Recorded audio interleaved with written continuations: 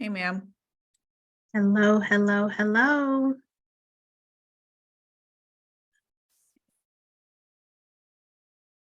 How are you today? I'm okay. How are you? Good, good. Hi, Sharnetta. Hi, Tissa. How are you? The tab's open. Hello. Hope everyone had a good day.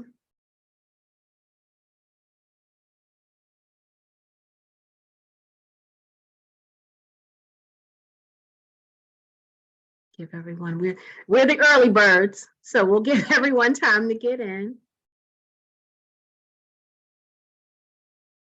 Yes, I had a good day.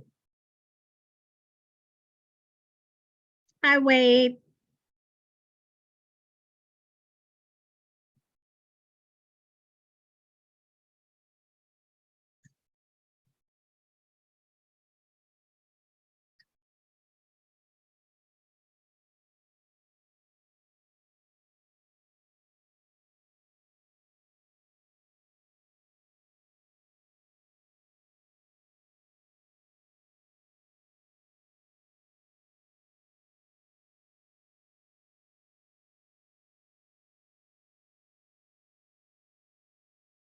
Tonight will be interesting, not just the topic, but it's a member-only event. So we will not be streaming this one into the group. So I'm excited about that. Hopefully the members are going to be excited to have some exclusive content as well.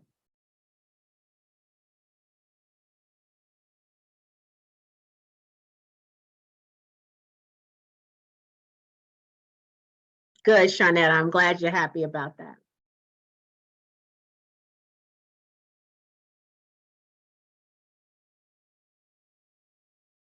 And our guest tonight is going to talk to us about flipping houses, and she's excited about it. She's I just got off the phone with her. Actually, she's been working on it all day today and getting the presentation together. So that is exciting. Hello, Wade.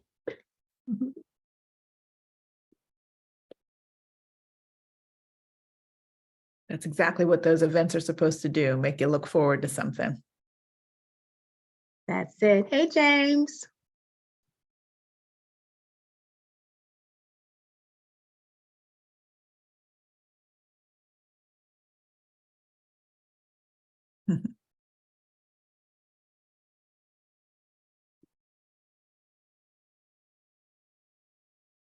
Y'all know I'm always excited about the topics we bring, but I'm really excited about this house flipping thing.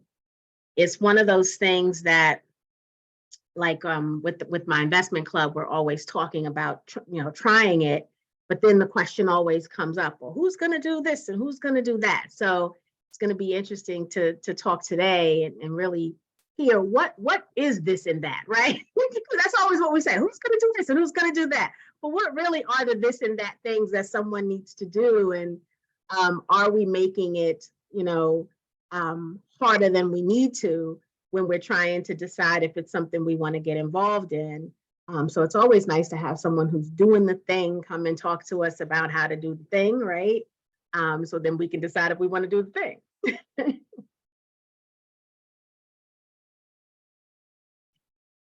But I know it's not as easy as all of the house flipping shows we watch on TV, how they make it look like you literally flipped the house in an episode.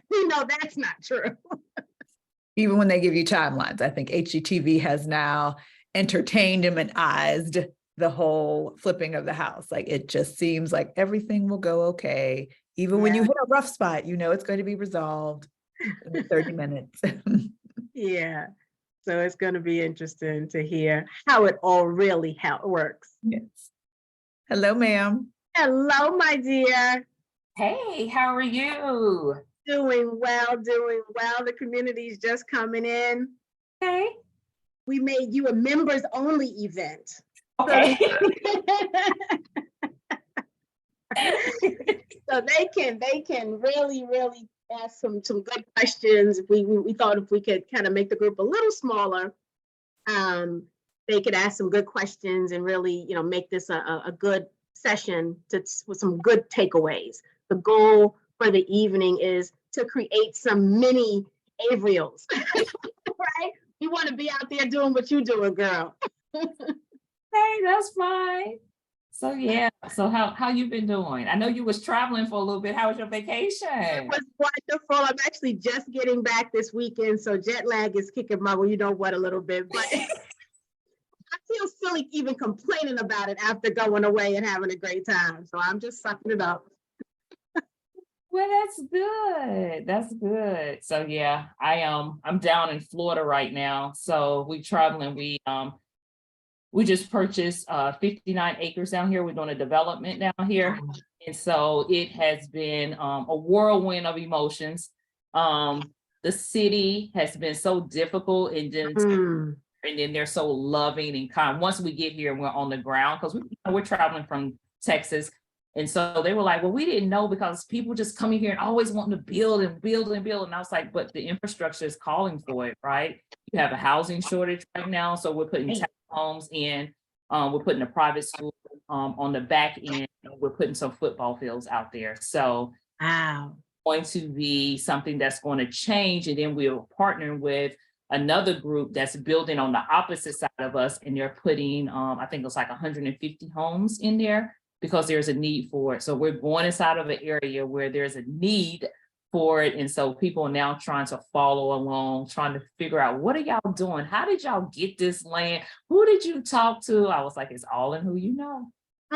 Business is a contact sport. You got to know people to know people. That's so true. That is such a, if we don't learn nothing else tonight, that statement right there, we're going to make that statement a meme, because that is so true. It is. Oh my goodness. Congratulations. Thank you so much. I greatly appreciate it. I greatly appreciate it. And so I told my partners, because one of my partners look like you and I, but the other one don't. So I told him today, I said, listen, I want to create women that look just like me to come out here and dominate and do the same thing that I'm doing right now. In every state, I want someone that looked like us, because it's not many of us out in the field. So just sitting at the table with these city's officials today, looking around the room, there's nobody that looks like me.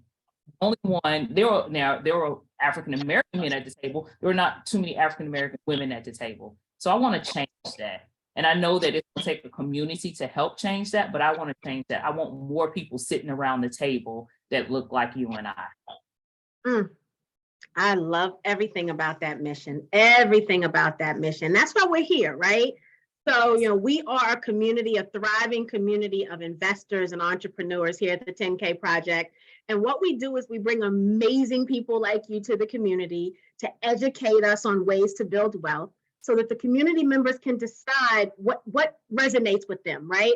One of the things that has always annoyed me in our community is we've always had to say, well, I didn't know. If I knew that was an opportunity or an option, I would have. I could have. I didn't know.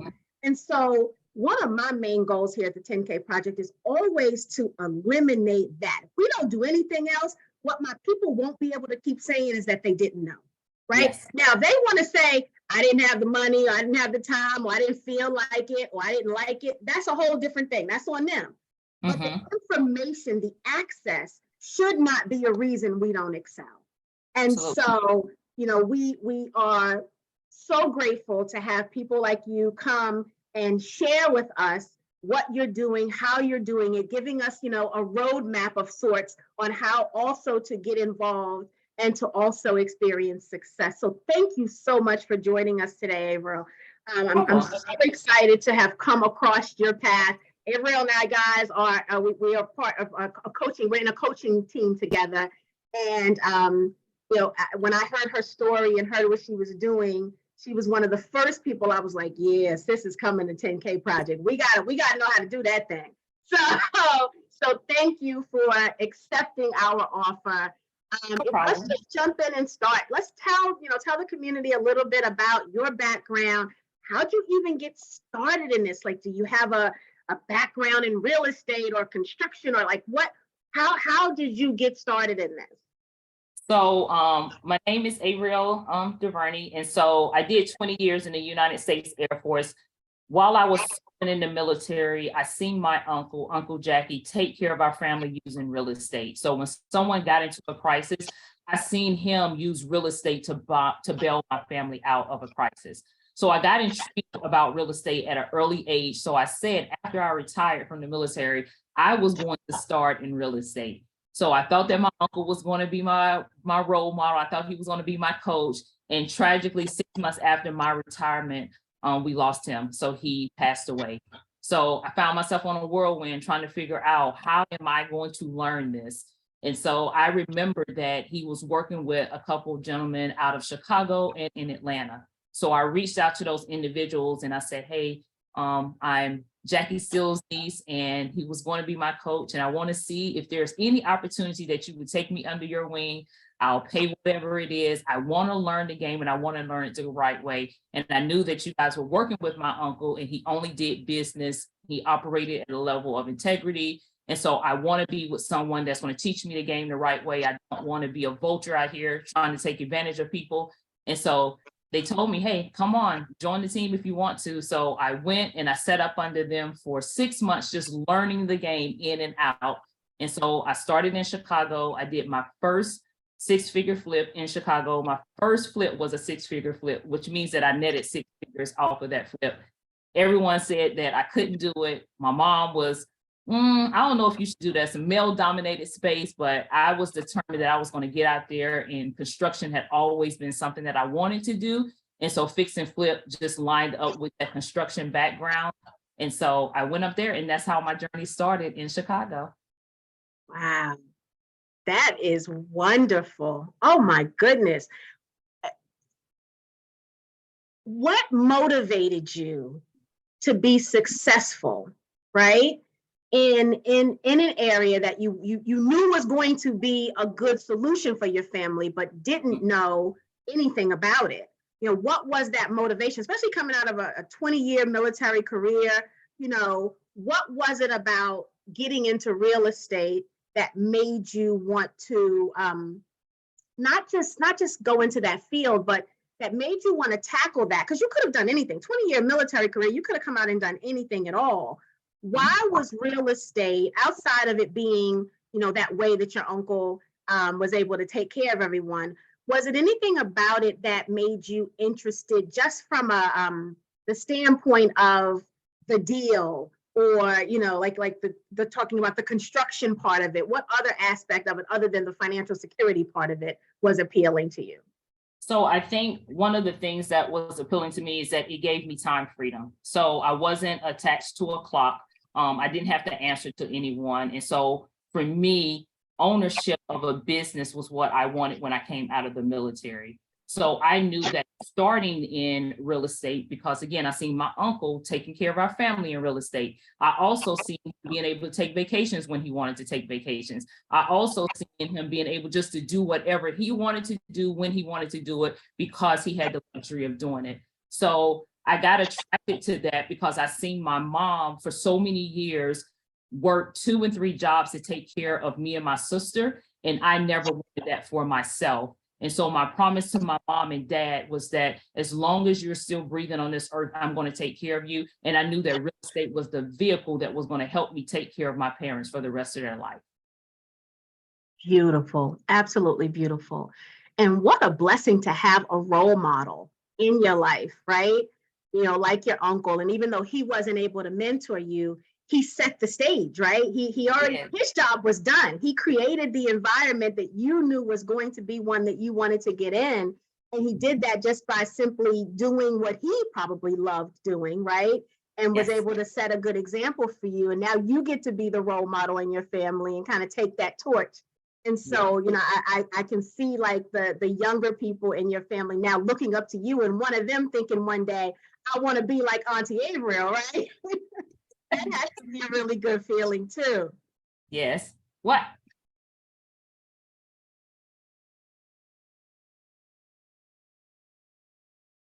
Oh, did we lose her?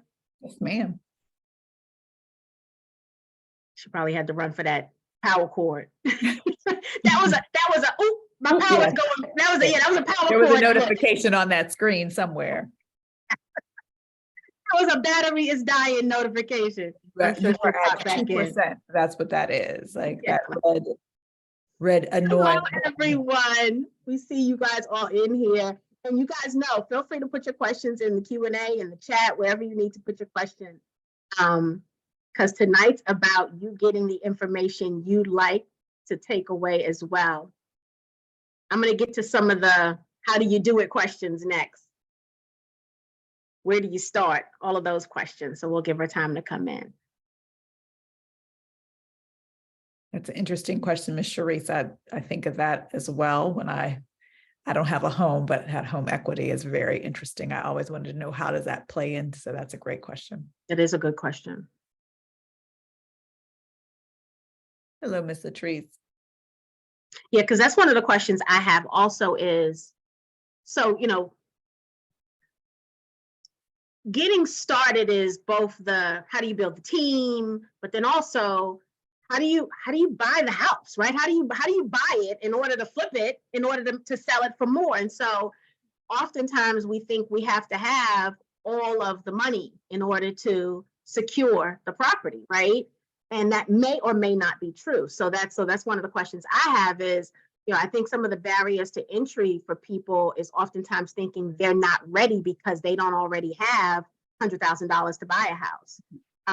But do you even need the $100,000, right? Maybe you only need a percentage of that in order to then flip it. So, you know, that's what I want to get into as well. Latrice, you said that's your thinking.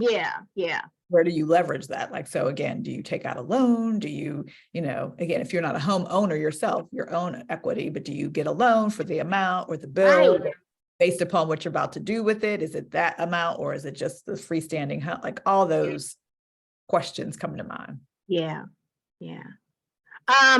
She's in Florida right now working on a deal. She's from Texas. Mm-hmm. It actually doesn't surprise me that she's in Florida. And we'll have her go over that again for those of you who came in a little late. She was just kind of talking. She said she bought 59 acres in Florida. She didn't say what city yet, but when she said it, immediately I thought about Miss Beverly. So for those of you who remember the session with Miss Beverly, the grant guru, when she did the session on HUD housing, she talked about the shortage in Florida of housing. And how bad it is and how, you know, HUD's given like a bunch of grants because of it. So it's interesting to now have, you know, someone who does the real estate side of it talk about the same problem, because that's definitely something Miss Beverly talked to us about and how there's so much grant money out there because of the shortage in Florida. We got you back. We got you back. Yes, the power flickered and the whole thing, everything just went out. I was like, we knew that was something happened to the power. Look, the look on your face was like, power. back in. so sorry. I was like, come on, Florida, get it together. Listen, it's all good. So let's talk about the process. One of the things we want to know about is, you know, how do you get started? So I know I want to be a house flipper. I don't have $100,000 to buy the house, to sell the house for $200,000, right? Where do I even get the first $100,000 for? How do I find the property? Am I looking for distressed property? Am I looking for a property that has a certain return on the investment, right? What's my threshold for return? Like, are all of these things strategies that I need to be thinking about before I even say I want to get started? Yes, so that's a great question. So for me, when I first got started in real estate, I had a little bit of savings saved up, and I also received money from my uncle's inheritance. And so I took that money and I still use I use other people's money. And when they say other people's money, I use hard money. And what I mean by hard money is a non-traditional loan, and they base it off of distressed homes. So they base it off of the asset. So whatever my ARV, which is the after repair value, whatever I can get from my ARV, that's what the lenders base it off of.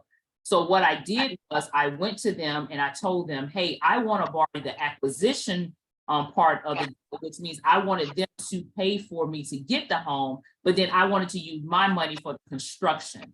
Because as with hard money, you can use it for acquisition, you can also use it for construction. But then what we call your hold time is normally between 6 to 8 months to complete the flip, depending on how large the project is. And so then your whole time and what you have to pay out each month, because you have what we call holding costs that you have to pay each month to the hard money lender. So the less that you borrow from the hard money, the lower your payments are going to be.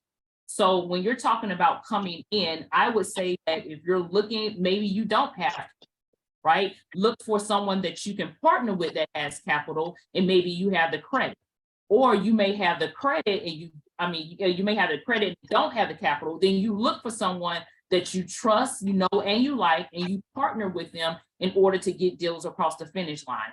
So I did that for my first project. I did my own projects myself because I wanted to go out and I wanted to raise capital. So I wanted other people to believe in me, and I wanted to show people that I could actually do this myself. So I used my money when I first started out.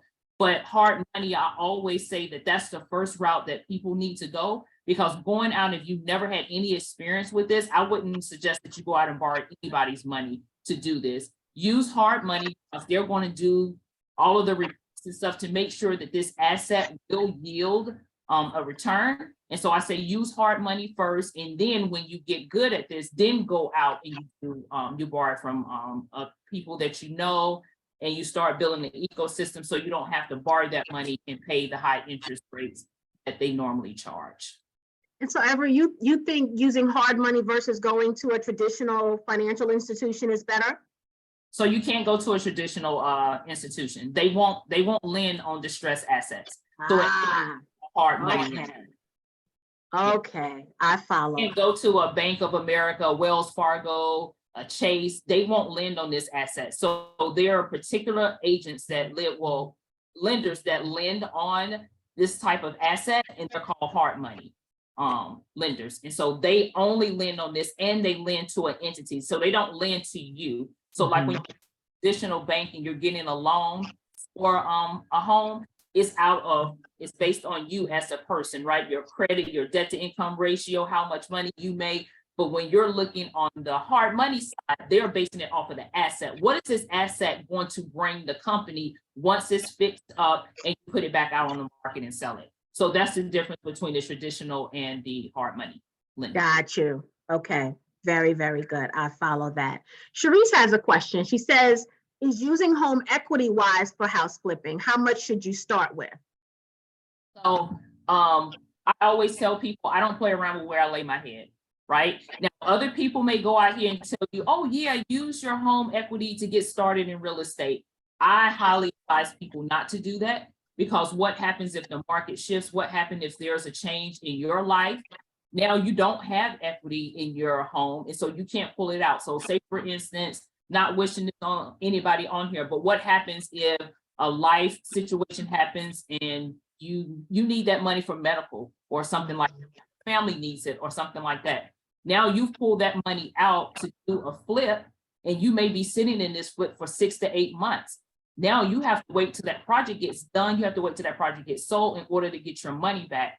So I always tell people that you either save and put aside enough money so you can get started, or you partner with someone and you allow them to use the funds, and maybe you come in and you use the credit and you create a joint venture partnership.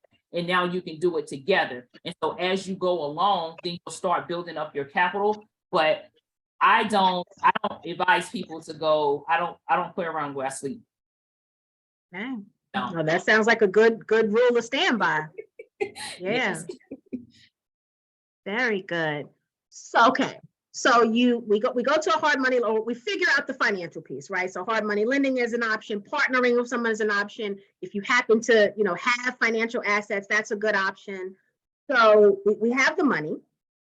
How do we find these distressed properties? Is there a certain place to look?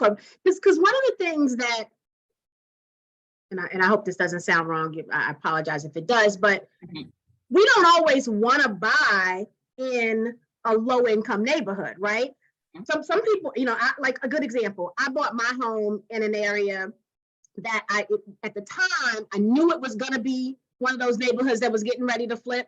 It was kind of like a lot of older white people living in the neighborhood, but it was not. It was kind of a lower middle class, but I knew it was close enough to downtown. And based on what the properties were doing around it, I knew it was going to flip. And so I bought a house that needed some work, right? My primary residence in this neighborhood. And sure enough, I bought this house in 2015. Sure enough, last year, everything, you could see property values doing exactly what I knew they were going to do 7 years ago. But I didn't want to buy. The same thing could happen in lower income neighborhoods, right? I didn't want to buy a house in the hood, right? I didn't want to live in the hood. And so oftentimes when we talk about distressed neighborhoods, that is what people have in mind. But you've got to be able to find houses that need some work, right? That still have appreciation in them, but they're not in the lowest of low parts of any city that we all live in. How do you find these properties? So going back to, I told you this business is built on relationships. So I attend a lot of networking events, and I attend a lot of networking events because at those networking events, you find people like wholesalers. And what I mean by wholesaler is someone that goes out there and they talk to homeowners, they get homes under contract. So they find the deals for you and they bring the deals to you, right? So when I first started out in this real estate game, I did wholesaling. I did 2 transactions with wholesale. I quickly found out that was not for me. It's very time consuming. It can be very frustrating because homeowners like to play a game with you. And so I knew for me that I didn't like doing a negotiation. I didn't like going back and forth with homeowners. So I started going to networking events. And at these networking events, I started meeting individuals. So I connected with a probate attorney at this real estate event. And so he started sending me. I connected with a divorce attorney. He started sending me leads. I connected with a bankruptcy attorney. He started sending me leads. And so then when we started closing with all 3 of those attorneys, they start telling their partners. So now leads were just coming in. But if you don't have relationships like that, you can use a system called batch leads and prop stream. And in these lead, what we call lead generation forms, you can go in and you can build a list. So you can say, hey, I want a home that we call it a buy box.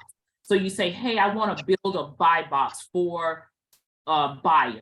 So I always work backwards. I always find the buyer first because I don't want to have a home under contract and then I can't sell it to anyone. So I always work backwards. People think it's so weird for me to work backwards, but I've always thought that why would I get a home, lock it up under contract, fix it and flip it, and then I don't even have a buyer. So I work backwards. So I go into prop stream and batch leads and I build what they call a buyer's list. And I go inside and they have criteria inside of batch leads and prop stream. You build in your list. I'm looking for owners that have purchased a home in the last 3 months, 3 or 4 homes, and they use cash. That's telling me that these guys are out here buying these deals in this zip code, in this area, and they're using cash. I am now going to pick up the phone. I'm going to skip trace them. What I mean by skip trace is that I'm going to use a system to track down these individuals, or I'm going to pick up the phone and I'm going to have a conversation. Hey, Mr. Johnny, my name is Ariel. I am an investor and I am looking to buy homes in this area. But if I find something that does not fit my buy box, would it be okay for me to send that over to you? Mr. Johnny, absolutely. Mr. Johnny, can you give me your buy box? He gives me his buy box. I already know his buy box because we researched him. So I already know his buy box. I want to make sure his buy box that he tells me and what he's buying, that they correlate with each other. Once I have a deal, now Mr. Johnny is going to be the first person that I call. Hey, Mr. Johnny, I have an asset. I'm about to fix and flip it. Are you still interested? Absolutely. So now what we do is that I get a soft agreement from him. And that soft agreement says, hey, I am interested in 123 Main Street. Soon as this property is halfway done, let me know. I want to come over. I'm going to walk it and then I will enter a contract. Once he enters the contract halfway through, so probably in the phase 2, because we go in phases when we're doing the fix and flip. So normally in phase 2, I'm reaching out to Mr. Johnny and I'm telling Mr. Johnny, hey, Mr. Johnny, just wanted to give a checkup. We're in phase 2 right now. You can come over and you can walk this asset so we can see if we can get this under contract. So by the time my projects are finished, I don't go to the market. So I'm not in a bidding war. They're already sold before I'm even done with them. So that is another way that you can find properties, but you can build lists off of PropStream and Batch Leads also. And what I mean by list, you can go in there and say, hey, pre-foreclosures right now are hot. That is a money maker, right? So with pre-foreclosures, you can build it off of pre-foreclosure, you can build it off of list tendencies, because each state calls it something different. It's still a pre-foreclosure. You can build it off of foreclosures, divorce, bankruptcy, vacant, absentee owners. There's so many lists that you can pull, but these are the systems where you can find these distressed homes. But I think the best one overall is just driving for dollars. Getting in your car, picking a neighborhood and driving through the neighborhood. The things that I look for when I'm driving through this neighborhoods, and I'm looking to see if there's tall grass. I'm looking to see if there's any code violations. And what I mean by code violations, each city has a different rule of what they consider code violation. High grass, junk in the front yard, cars on the side of the road, boarded windows, loose dogs. They have so many things. In the code violation, they'll put it on the garage or they'll put it in the window. So when I'm driving around, I'm looking for code violations. I'm looking for high grass. I'm looking for boarded windows. I'm looking to see if there's anybody even living. So I'll drive twice. I'll drive that neighborhood twice. I'll drive it early in the morning. So I drive it between 6 and 7. 6 and 7. Why do it at 6 and 7? It's because that's when normally people getting up and going to work. So Right. activity in that house at between 6 and 7, I know that this possibly may be a lead. And I'm going back at night to see if there's any activity around 8 or 9. If there's no activity at 8 or 9, now I'm skip tracing that home. I'm calling that homeowner and I'm asking them if they're interested in selling. This is how we have gotten a lot of leads by just getting in our cars. We get different zip codes and we drive those zip codes. And so that's normally how you find it, but just building relationships with people and saying, hey, I'm interested in getting started in real estate and I want to know, do you have any leads that I could possibly source out? I always tell people, if you find leads and this is something that you really want to do, you and I can partner. So you may not have the capital, we have capital. We can partner and we can get some things done, but there are so many ways to get it done that capital shouldn't be the stopping point for you, if that's the case. Nice. Y'all hear that? Capital should not be the stopping point.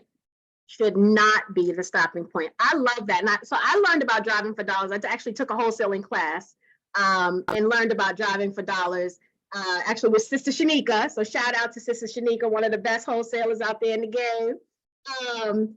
And she talked about how that, that's the best way to find properties for what she's doing as well. So it's interesting to hear you say the same exact thing. Yes. And thank you for highlighting what those, what we should be looking for, not just driving around, but what are the things that you should be paying attention to.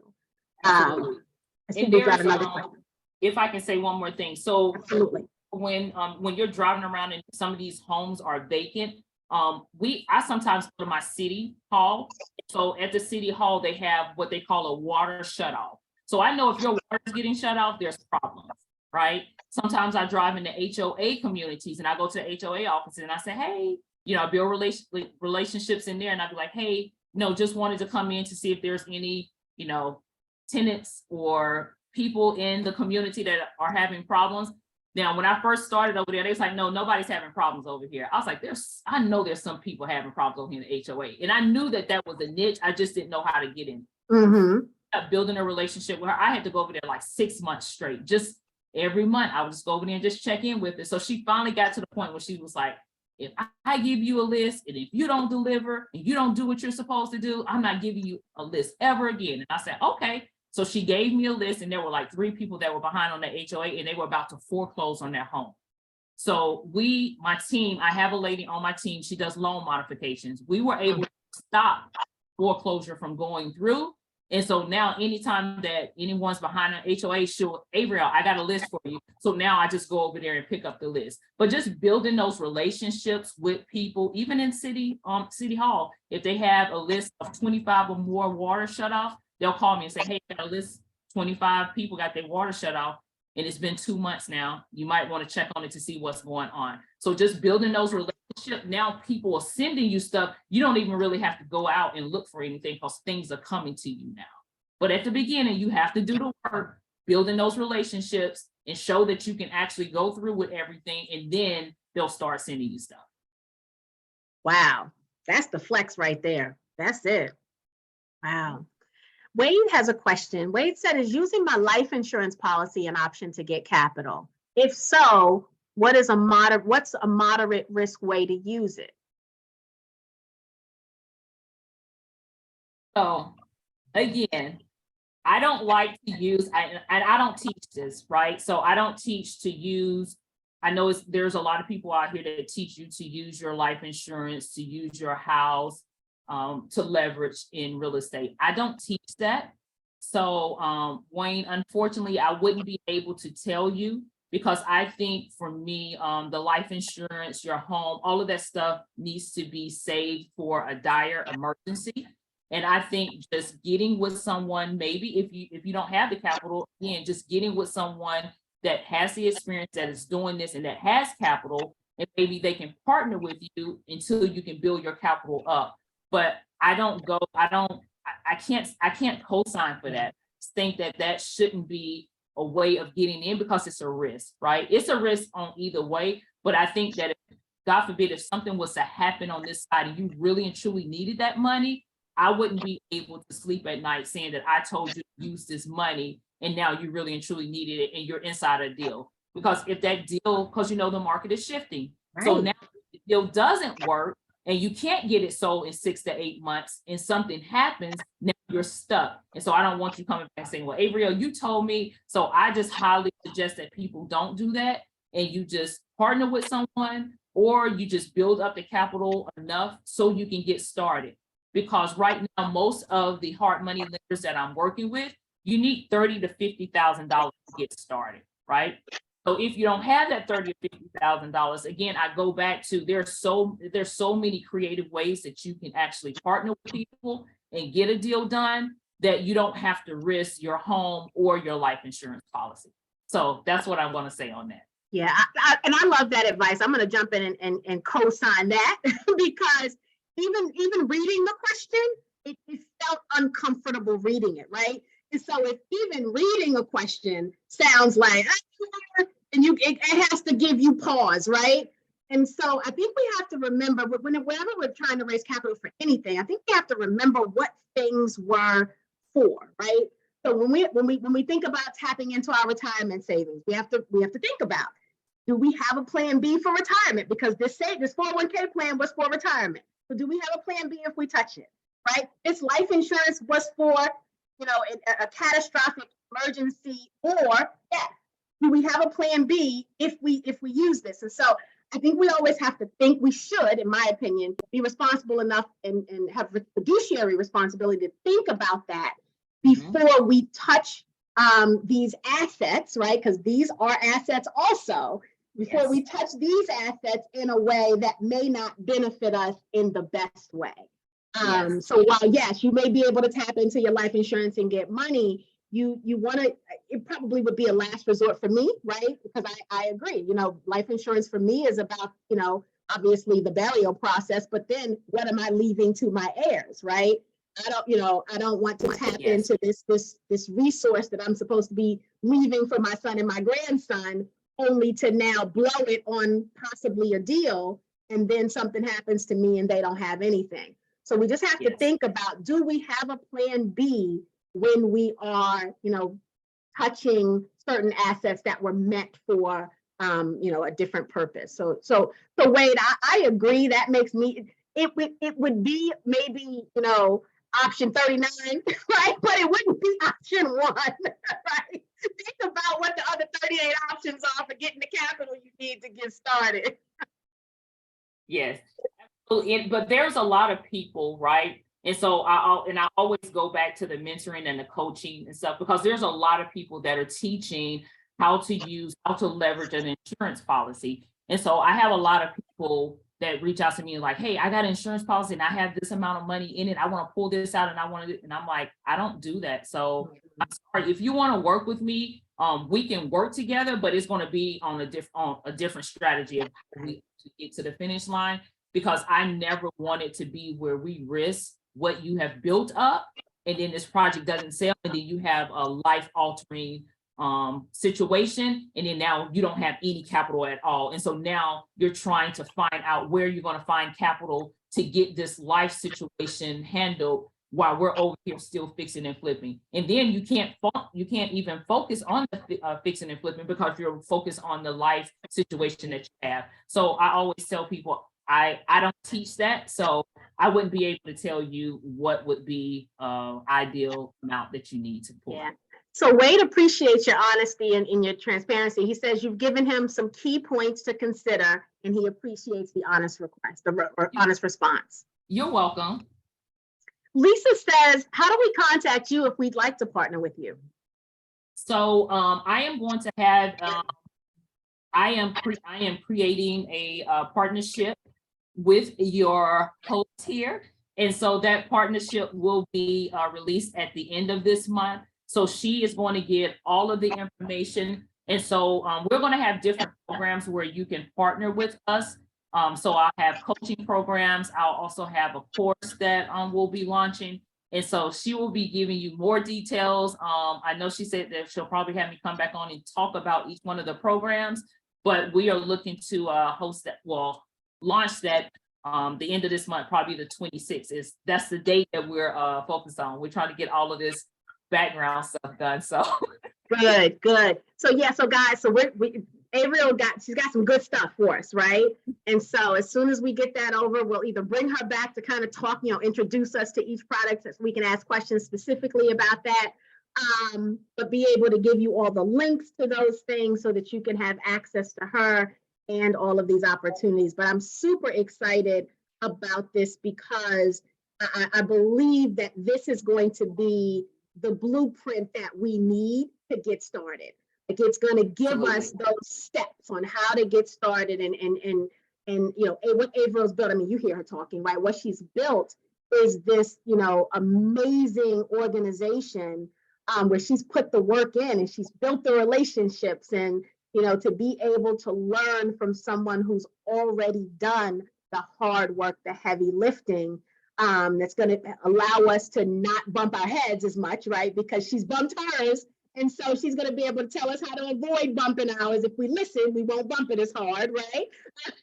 Absolutely. I don't want you to make the same mistakes I made.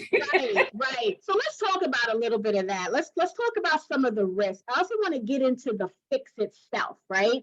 But let's talk about some of the risks. We know that timing is important here. You talk about, 6 to 8 months for the flipping or fixing process, because you want to be able to get that house turned over to its new owner. And I love that you've secured the owner first, right? The potential buyer first.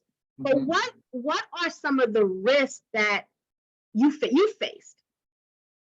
So some of the risks that I face is people coming on my project, pulling my contractors off, right? This has happened, I'll say in the last year, it's happened about 5 times. So what will happen is that they'll be driving. I tell you, drive for dollars. So people are out driving for dollars, looking for deals, and they see that a flip is going on. They'll get out, they'll go inside of the house. Hey, I'm an investor. I have a property 2 blocks down. When are you going to be done with this project? What does the contractor say? How much are you offering to fix this project, right? So if it's $5,000, $10,000, $8,000 higher than what I'm paying them, contractors will leave your project. So one of the hard lessons that I learned is that my contracts had to be airtight. So there's no confusion. If you leave my project, you will get sued, right? So any contractor that I hire, they automatically know that Ariel does not play. If you leave her project, you're gonna get sued, right? Because I don't go on other people's project and try to pull theirs, but I know people not Ariel, and people don't operate like me. But I make sure that I'm working with people that are ethical, that they're loyal, and that they're committed to the team.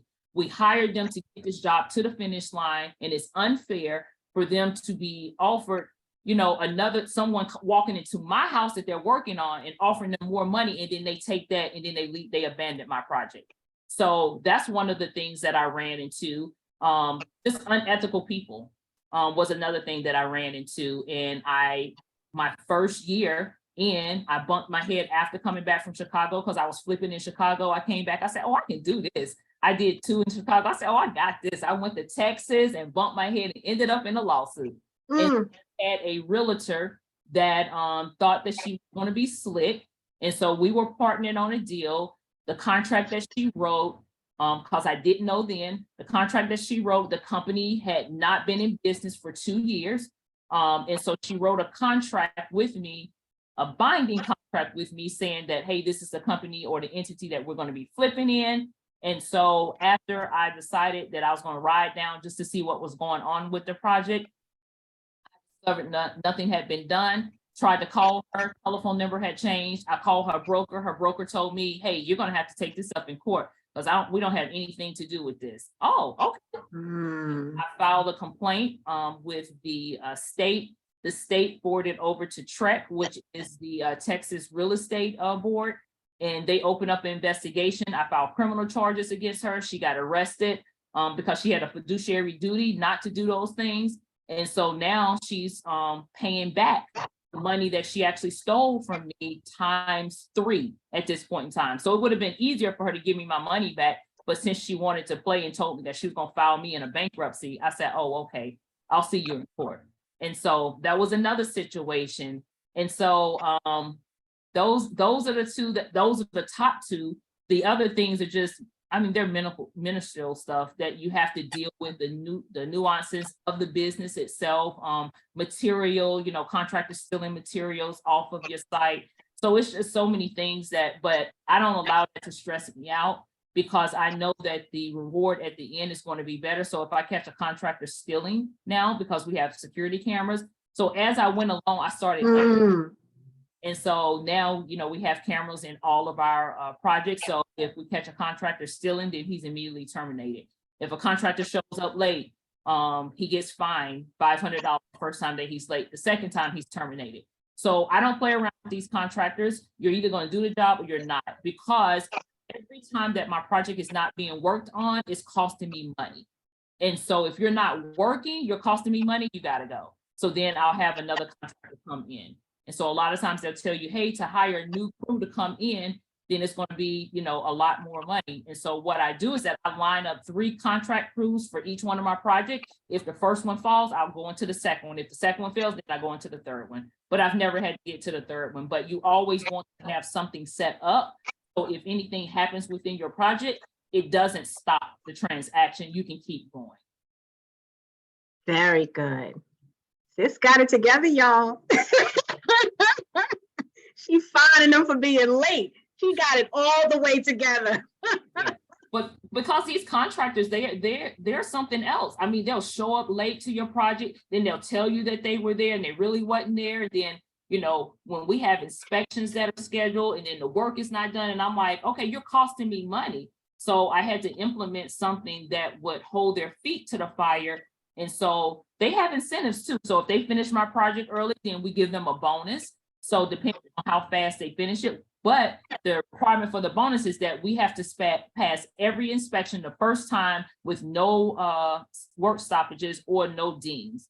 And so if we get a ding for something that happened, then they don't get the full bonus, but they'll still get a bonus if we complete it. So there are incentives, and then it's consequences for not doing what you're supposed to do.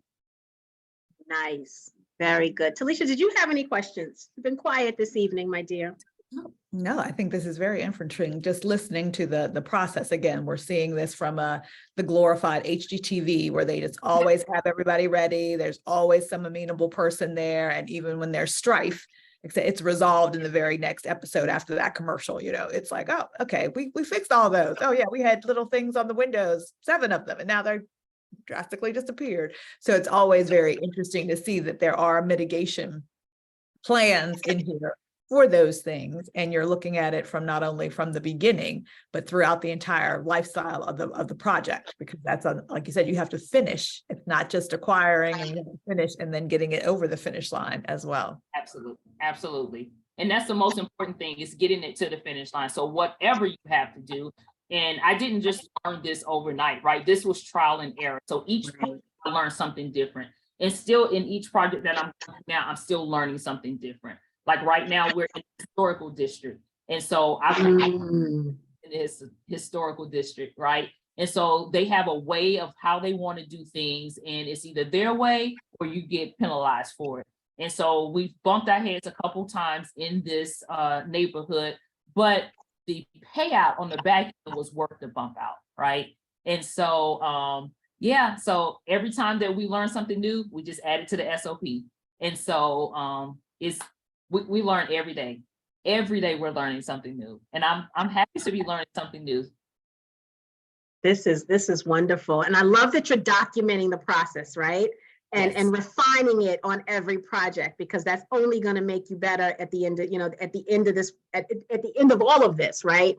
Yes. And for everyone that you start to teach, right? So when you talk about the course, right, everything that she puts in that SOP, we benefit from, right? Yes. Because it's going to stop us from being able to deal with that. Wade has another question. He says, I have over $100,000 in equity currently into one of my 2 homes. I'm considering selling the home with the most equity as a way to raise capital to invest in real estate. Averill, I do not have a network outside of the 10K project community and would like to know how you got started with your engagements with networking events. Is there a place I can go to see when and where the networking events you mentioned would be taking place? He's in Central Texas. He's in Central Texas? Mm-hmm. So Central Texas, are you in the Dallas area? Is he in the Dallas area? Are you in the Dallas, Killeen, Bell County? So, and then I'll answer the other question. So with those networking events, what I did is that I go into Eventbrite. And so I started to look for local RIA meetups. So REI meetups. And so I would attend those meetups. So every week I challenged myself. When I first started, I challenged myself to go to 5 to 10 networking events that week. So I got out there and I just started meeting people. And so I would tell you to go to those conferences or those networking events, those seminars. I went to a couple of black tie events. And so I found those black tie events also on Eventbrite. Yes, people will be like, oh my God, you want to pay $400 for a plate? Yes, but that's where I found my private investors. So people that say, hey, I don't want to do this, but I got money and I want to invest with you. So when you want to start raising capital, those are some of the events that you want to start going to and putting yourself in the room with those individuals. They also have a meetup every year with the Real Estate Association, and it's held in Dallas. It's normally in April of every year. I always attend the event, and I go and every day I make it my business to meet 5 new realtors. And so I meet these realtors because these realtors also have investors. These realtors also get pocket listings. These realtors also have other connections where other realtors are bringing them things. These realtors always getting called and they're always getting homes that they don't want to put their name on. So I want them to remember Ariel, and I want you to bring me all the deals that you don't want to put your name on, because Ariel will take them down. So those are some of the things that you can do to get out here and start building relationship. I wouldn't tell you to go into an attorney's office right now until you learn how to speak the lingo, to tell them what you can do and to make sure that you can close. When you start doing the deals, is his name Wade or Wayne? Wade with a D. So Wade, when you start building up your reputation in the field and you've completed 2 or 3 projects, now you have a track record where you can go into an attorney's office and say, hey, want to set up an appointment because I want to see if I can be one of your first picks when you have a home that come into your firm, that we can, my company can take over. And so building those relationships, but you have to have a track record. Now, if you meet them at the events, because there are oftentimes a lot of them at the events, when you meet them at the event, just introduce yourself and then just stay in touch with them. That's what I did when I met the probate attorney, and I didn't meet them all the same night. It was, again, 5 to 10 events a week. And people like, that's a lot. Yeah, it is a lot. But I wanted to do larger deals and I wanted to do multiple deals at the same time. So I knew I had to meet multiple people and I had to meet them at a different scale. And so I met them at that event. So believe it or not, they are looking for you also. So just get in the room, introduce yourself, and let them know that you're there to assist. And I always lead with value. What you do for them? Ask them what they do, and then listen to the pain points that they have. People are always going to tell you what their pain points is. Listen to those pain points, add value, and then ask for something in return. Wonderful. Wade said he's closer to Austin. He's close. I'm in Killeen, Wade. Oh, sounds like y'all getting ready to connect. Yeah, I'm in Killeen. Okay. Yeah, I don't do anything in the Austin area because it's so overpriced. I'm now in Dallas. So yeah. So yeah, that's nice. That's nice. I hope you guys are really listening to everything Ariel's saying, because there is an intent and a strategy that I hear in everything she's sharing with us. She didn't just throw the spaghetti at the wall, right? To see if it sticks. Like literally everything she's doing is intentional and strategic. And I hope you guys are picking up on that the way I'm picking up on that. That is, that's the reason she's here, right? That's the reason why she's the expert talking about this. A lot of times we have on our list things we want to talk about, and we've had house flipping on our list for quite a few, I would say probably about 1.5 years. We've never found the right person to talk about it in this way. And so I knew she was the right person to talk about it. And that's why she's here. But I hope you guys are paying attention to the fact that she's got a plan, right? This is not haphazard. This is strategy. And I can't wait for the course to come out so that we can learn the strategy behind it, right? Because we also don't just need to jump into this without the proper education, without the proper tools and resources, because this is big, right? It has the potential to earn you, like she said, on her first deal, she netted 6 figures. So it has the potential to make you money, but I would imagine it also has the potential to make you lose a lot if you don't do this right as well. Absolutely. And I always tell people that come to me like, oh, I want to get into real estate. And I said, well, you tell me why, because your why is going to get you out of bed. When it gets hard, because you may go through 100 leads and you may look at these homes and they're not a fit, right? And so you can start getting discouraged. So your why is going to have to get you up out of the bed every single morning. But one deal, all you need is just one deal. That one deal can change your life, and it gives you the inspiration to go on and find other deals. So that one deal, it just changed everything for me. I got out here and I was working. And then I was like, Ariel, but you wanted time freedom also. But I started to see where the money was helping my mom. It started to help my mom. It also helped me live the life that I wanted. So I didn't want to stop because I didn't want to have to start all the way back over and look at 100 different homes. So when that one got done, I take it. So what I do is that after I finish a complete flip, I'll take a week off and then I'll start back up again. So after all of my flips, I take a week off, I decompress, I write down, because I journal a lot. So I write down everything that went wrong in that project, because something always goes wrong in the project. It doesn't mean that it ruined the project, but it's something that I could have changed. It could have been a communication. It could have been someone else different that I hired. It could have been a different design. So I go through everything in my mind of what actually happened. And so I journal and I write that down. So when I start my other project, now I add that stuff to my SOPs. And then now we're starting fresh again. And then after that, I just do it all over again. So it's been helpful for me to just journal and talk to myself about my own problems. Yeah. Wade said he's in Harker Heights.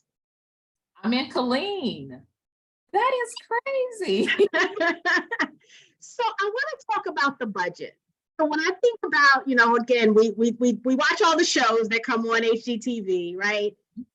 And everything is so beautiful at the end of it, right? And it just looks like money was spent, right?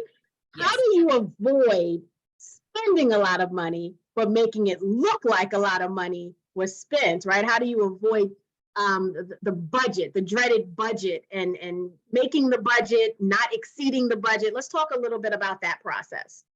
Okay, so when we first walk a home, I'm walking it with my contractor, and so my contractor is that person that's going to tell me what needs to be done. So I'm not a contractor. I do GC my I'm not GC.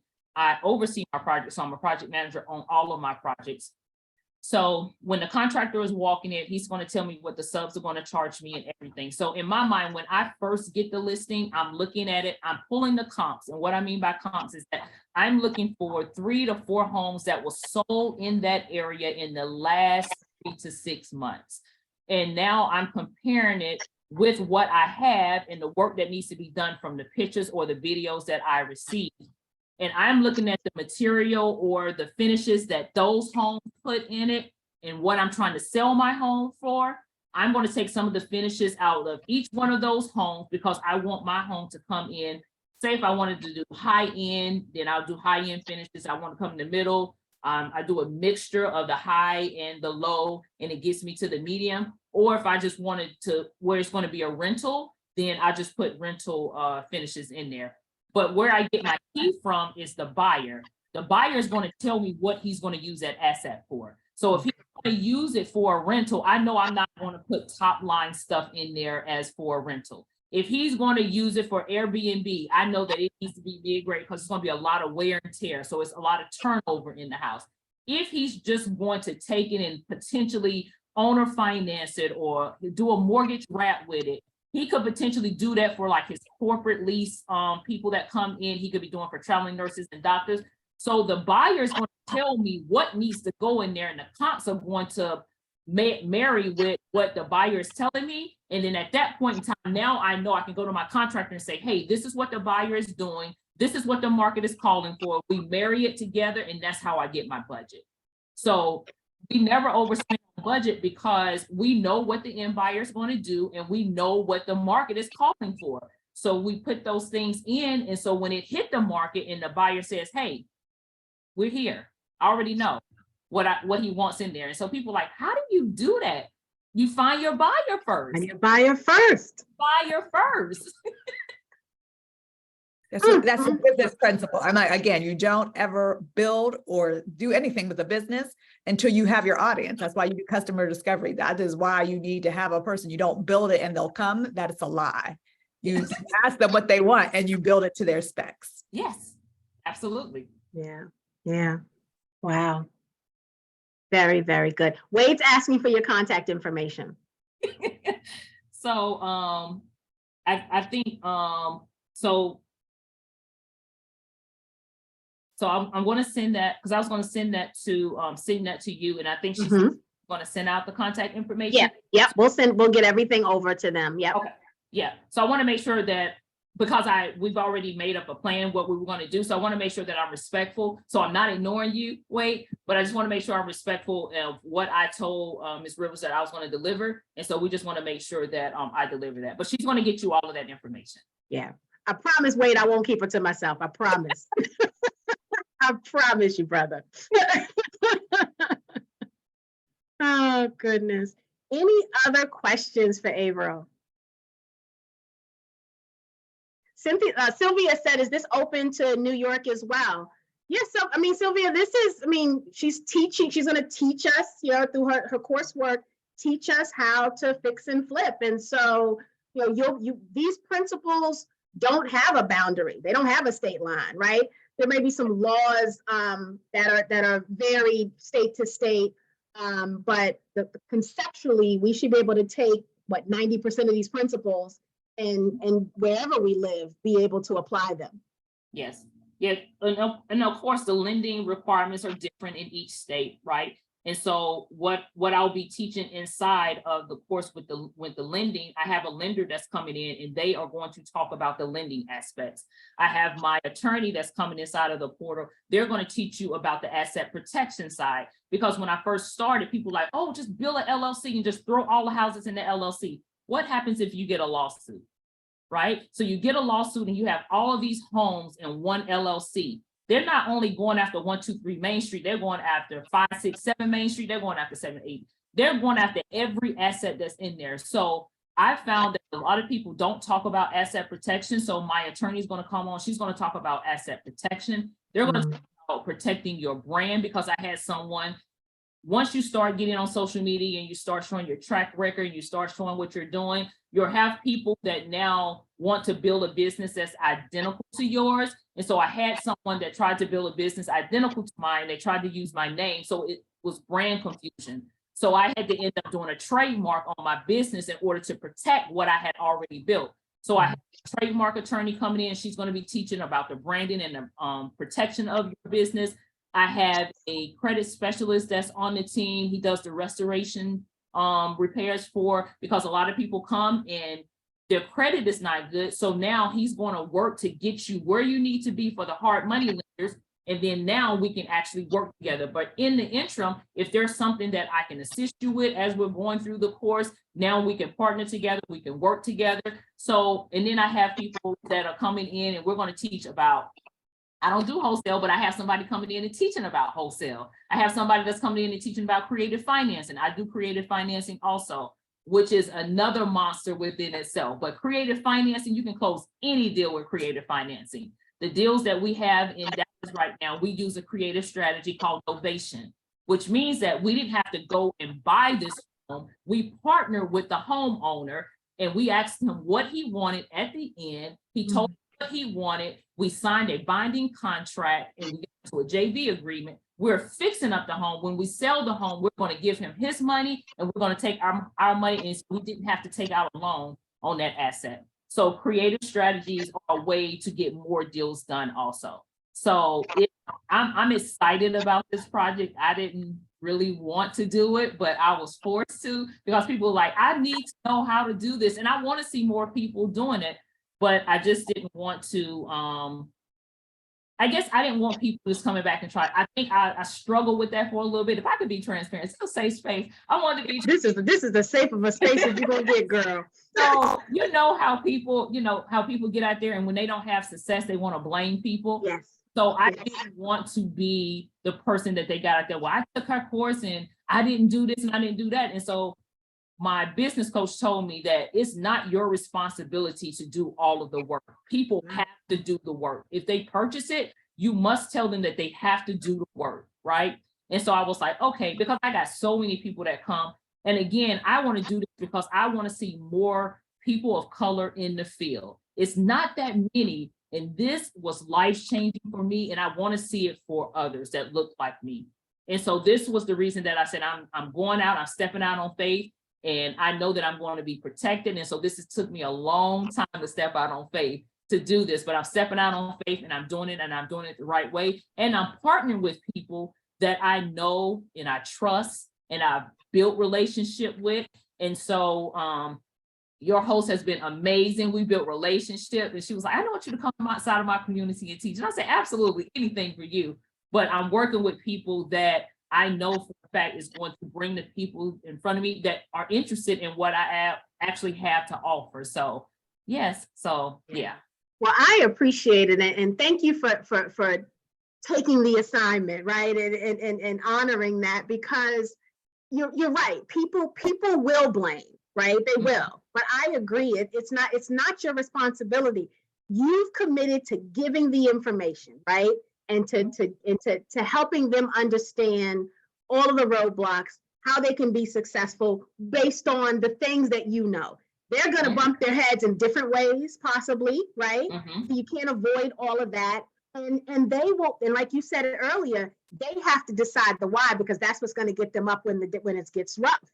And no one can do that for us but us, right? We can only do that for ourselves. But one of the things that we need for people like you to share your expertise so that we don't think this is an area or these opportunities are areas where we don't belong, right? Because you just said it earlier, you don't see people who look like you in these spaces. And so I don't want our people to be discouraged by that, right? You know, by not trying because they don't think they belong, or because they don't fit in, or because they don't have a support system there, no one to kind of show them the ropes. And so I love when people come to the 10K project and share their gifts, because this is a gift. I don't know if you know that or not, but this is a gift. You may have been seeded with something from your uncle, but you jumped into this thing. The way I'm hearing you talk about it and how you kind of light up when you talk about it too, this seed was planted into you, and you've given birth to this thing. This is definitely something that I have no doubt in my mind that you have found your passion and your life's work. And the fact that you are willing to share of your time to create resources that are going to help others decide if this is something they want to dedicate their time and passion to be successful, I think is a wonderful thing. But people have to do the work. None of this is get rich quick. We don't bring things to the 10K project that's get rich quick, right? And some things are going to be successful, and some things, guess what? They're not, right? That's just how investing works. You're going to have some bumps and some bruises. And I know, Ms. Patrice, I did see your question, dear. So Ms. Patrice, she wants to passively be able to invest. She doesn't want to go in there flipping nothing. So Ms. Patrice wants to be the person you come and say, I need some money.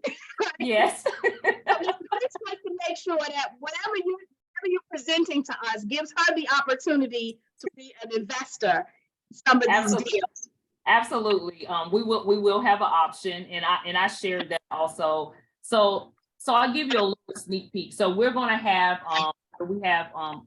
like a discovery call. So we have discovery calls that set up, because it may not be, you may have other questions that we may not have gotten answered on tonight. So we'll have a session set up where you can do a discovery call with me, and we'll go over and we'll create a roadmap for you. So we'll figure out where you're at, and then we'll figure out where you want to go.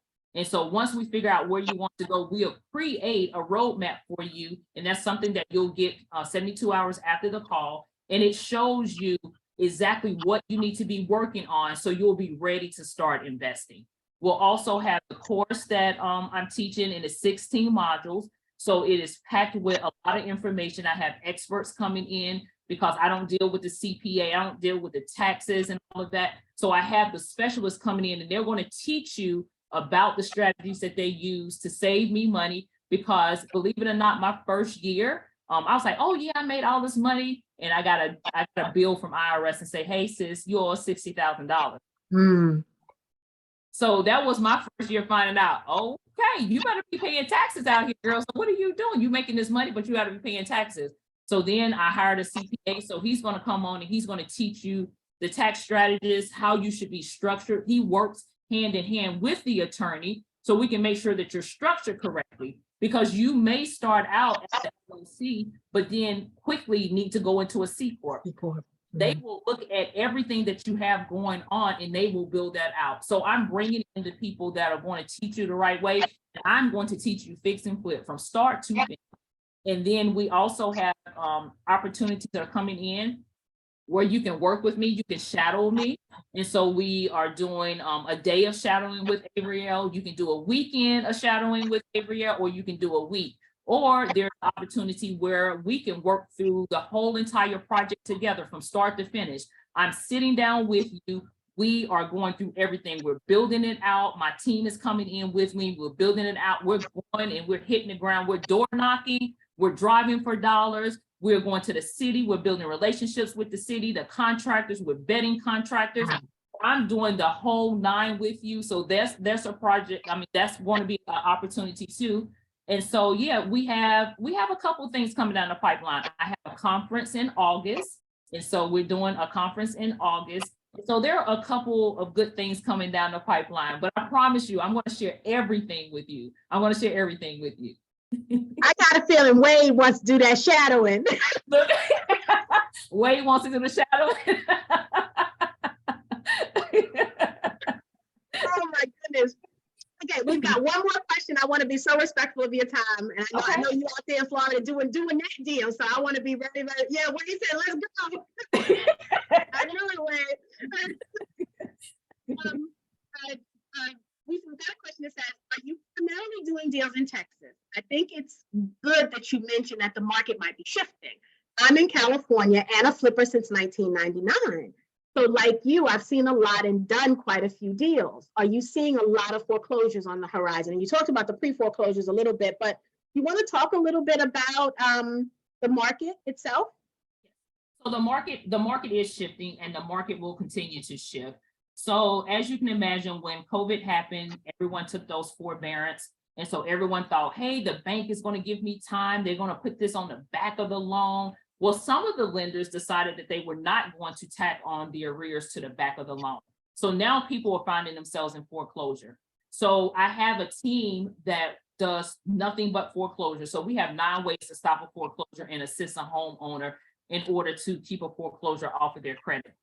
In the last month, we have seen an increase in foreclosures. Last month, we pulled the list for foreclosures in Bell County alone. That's the county that I live in. In Bell County alone were 68 foreclosures.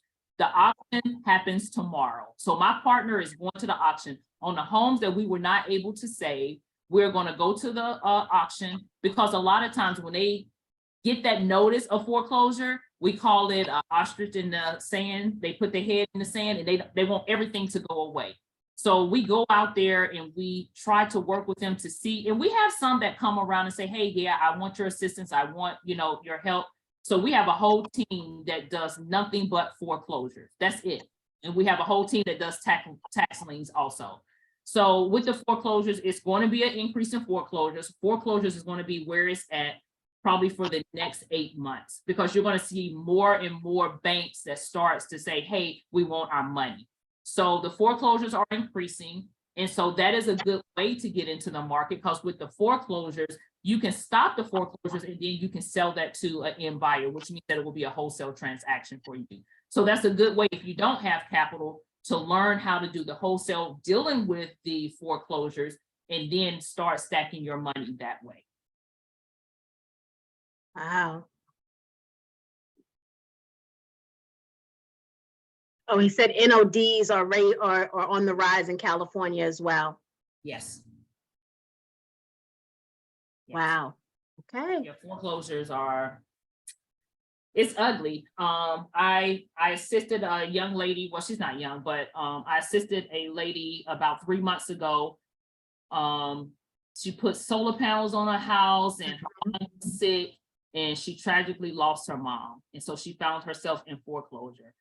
And so we had to go in and we had to end up buying the house. We had to have the solar panels removed because they charged her $80,000. So I had to get my attorney involved because it was predatory behavior, because the lady was suffering from Alzheimer's and she didn't even know what she was signing. And so we had to hire the attorney to send a demand letter for them to say that the sales rep that came out there, that they were not clear, or they didn't understand that she had Alzheimer's, because her daughter said, I told them that she had Alzheimer's. But what they would do is they would go into the house when her daughter wasn't there for work. So we were able to get those solar panels removed. And so we were able to relocate her, and we do relocation. We were able to relocate her into something that she can afford to keep her from getting a foreclosure on her credit. And then we had a buyer come in and buy her asset.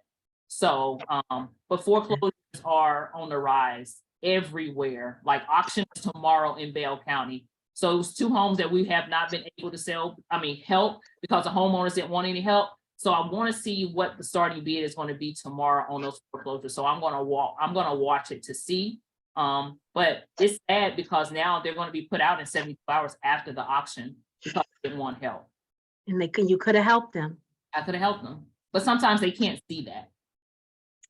Do you also buy mortgage notes? I do. We do notes. Yes. Okay.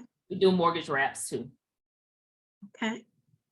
Got a one-stop shop right here. I think we hit the jackpot, y'all. Yeah. It does all the things. And you keep hearing, I got a team that does this, I got a team that does that. This is not a one-woman show, okay? Because I thought that it was beneficial, right, to bring women that wanted to work together, because they oftentimes say, Black women can't work together. But I have a team of Black women that are working together. I don't claim to know everything. Fix and flip, I know that's my jam. That's how I make my bread, right? And so a lot of people were starting to bring me loan modifications. I don't do loan modifications, and I don't want to learn how to do loan modifications. So I partner with a young lady that does loan modifications. So we partner. So when loan modifications come in, we split the profits that come in.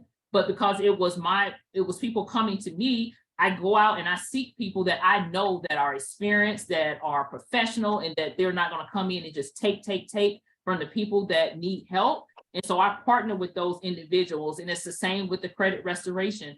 People were coming to me that had like really bad credit. And I was like, well, what can I do? I wanted to bring somebody on the team. So I brought somebody on the team. And so what he does is he does an analyzation of the credit. And then he say, hey, this is where this person is. And I think we need to do this. And it should be ready in about 3 months. While they're getting ready in the 3 months, we're doing education part. So now when you're ready, the education and the money is going to finance it. It's going to mix together. And so now we can go on and we can do a deal. So I was seeking people that I knew could actually help and add value to my community also. And it's always something going on, like the notes. I did one note and I was like, oh yeah, this is a lot of work for a note. So a guy that loves notes, that's all he do. So I partner with him. So anytime I get notes, I'd be like, hey, Hernandez, I have a note. So, hey, I need you to actually check the box and then get it done. So yeah, so I know, and again, this is built off of relationships. You got to get out and you got to meet people and put yourself out there. So yes, I don't know if you know, but I'm an introvert. I don't know if you can tell, but I'm an introvert. I know how to turn it on and off now. Yeah. So I don't know if you can tell, but so am I. I'll be exhausted after this because when you turn it on, it wears you out. Yeah. Yes. My goodness. No, this is awesome. You're right about those. So I'm a president of an investment club, and we don't want to get into the note business. We were gun ho. Got one note. So much fun. Like, damn, like, It is. And so now we like just pause on the mortgage notes. Yes. Yes, notes are, yeah, they're time, but he loves notes. That's all he do, is he focuses on notes. That's all he looks for. And because he's so quiet, so shy, I brought him on and I said, hey, you can do all of the notes that come in. So he's been busy because a lot of people, as these foreclosures arise, sometimes we have to create additional notes for these foreclosures and save them. So that's all he do, is just creating notes. And so, yeah, it's a business for notes, but yeah. This is wonderful. Yeah. Yeah, Roxy said, this is amazing. She says, we're getting into flipping now. Yeah. The information is priceless, and I need you to be my mentor. Oh, Roxy, thank you so much. I greatly appreciate that. Yeah, this has been great. Ariel, thank you so much for joining us, for hanging out with us, for taking time out of your busy schedule. I mean, she's out of town working on, which say 59 acres. Yeah, we have a deal. Wow. Yeah, we have a development, because my ultimate goal was to get into development. And again, just like the fixing and flipping, I had to get up under someone that was actually doing it. And so now, he's charged me with traveling with him so I can learn the business. But again, I was telling Tawana that I was sitting in this meeting with the city, and I look around the table and there's no one that looked like me. There are Black men that are at the table because this is a male-dominated space. And so, but there's not another woman that looks like me at the table. So I want to create, I think, courses, and I want to create communities where there are more women that look like us, where we can go out here and we can dominate. So I'm learning the game. I got up on a huge developer, and he travels all over. People hire him from everywhere to come and actually build. We're going to Panama in 2 weeks because we're building over in Panama. So now we're going international. So I'm learning from the best of the best, but I'm always going to tell you, got to invest in yourself. You got to invest in yourself. So that's what I'm doing. And now I'm going to be pouring into you. And so thank you again for having me tonight. I greatly appreciate this. No, you don't appreciate it more than we do, sis. Thank you so very much. Bless you. Please stay safe while you're traveling. And guys, we're going to get all the information to you. Don't y'all start emailing me. I'm going to send it as soon as I get it, okay? I promise. I'm going to send it as soon as I get it. I know somebody sent an email already talking about don't forget to send it. I'm not going to forget to send it. I promise I'm going to get it to her as soon as possible, even if we get a wait list, and then we'll know. And so when it's actually sent out, then she'll be, because again, we created a partnership. So again, it's all about partnerships. And I want to stay true to the partnership that I created with her. So soon as we can get maybe we can get a waiting list, and then we get that waiting list. And then once it's locked, we can send it to the people that are actually interested. But thank you again for having me. I can talk about real estate all night. I know. We ain't gonna keep you all night though, because we could too. So Thank you very much, ma'am. so much. Thank you for having me. Guys, thank you guys for joining us. We'll see you tomorrow night. Tomorrow night's Bet on Black Pitch founder is a return founder from year one. He's coming to talk about his success, and he's raising again. So you guys are going to remember this one. For all of you who have been here with us from the very beginning, you're going to remember this company.